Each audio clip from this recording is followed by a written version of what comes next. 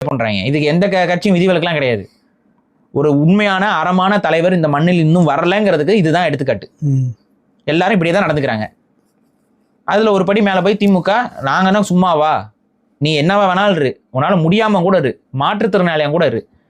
இதுல கொடுமையிலும் கொடுமை என்னன்னா, இந்த போராட்டத்தை ஒருங்கிணைக்கிறதுல ஒரு ஏற்பாடா வந்துட்டு கம்யூனிஸ்ட் கட்சியை சார்ந்த பாலகிருஷ்ணன் ஒருத்தர், அவங்கெல்லாம் திமுகவுக்கு சிங்கு சக்கு அடிக்கிறவங்க தான்.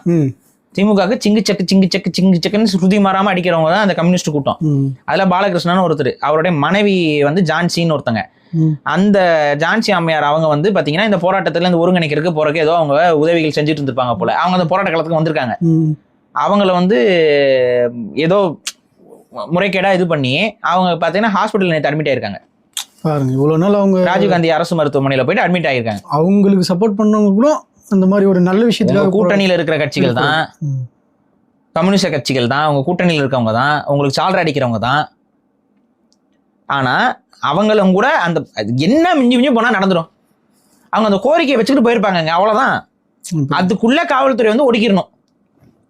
அவங்களால ஏன் அந்த பணத்தை கொடுக்க முடியல? உதவித்தொகையே கேட்கறாங்க, கொடுத்துட்டு போயிடலாம்ல. ஏன் அவங்களால ஏன் கொடுக்கணும்? ஏதாவது காலியா இருக்கு, ஏன் கொடுக்கணும்? இவ்வளவுதான் கேள்வி. ஏன் கொடுக்கணும்? அவங்களுக்கு கண் பார்வை தெரியாது. உதயசூரனை பார்த்து நீங்க ஓட்டு போட்டுருவீங்களா? கரெக்டான பாயிண்ட். ஆமா ஆமா, ஓட்டு போட முடியாது. அன்னைக்கு நீங்க வந்து ஓட்டு போட வந்துருவீங்களா? கரெக்டா? எத்தனை பேர் வந்துட முடியும் உங்களால? எத்தனை பேர் வந்து வாக்கு போட்டுருவீங்க? உங்களுக்கு என்ன வாக்கு இருக்கு? அப்ப நம்ம சொல்றோம் அவங்களுக்கு வாக்கு இல்ல. அவங்களுக்கு வாக்கு இருக்கு, ஆனா அவங்க வாக்கு செலுத்துவாங்க செலுத்த மாட்டாங்கிறதுல இவங்க ஒரு இது வச்சிருக்காங்க. அதனால இவங்களுக்கு என்னத்துக்கு நல்லது பண்ணணும்?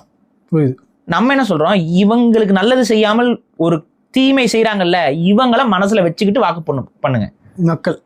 மக்கள் புரிஞ்சுக்கணும். இந்த வாக்கு வச்சுக்கிட்டு தான் இன்னைக்கு 5000 ரூபாய் கொடுக்குறாங்கன்னா அவங்களை என்னவா பாக்குறாங்க? ஒரு வாக்குக்கு 5000. பெண்கள் வாக்குக்கு 5000.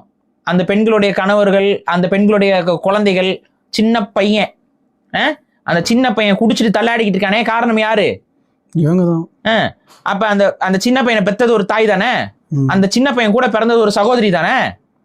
இப்ப இந்த பெண்கள்கிட்ட நம்ம கேள்வி கேட்கிறோம், யாருக்கு வாக்கு போட போறீங்க?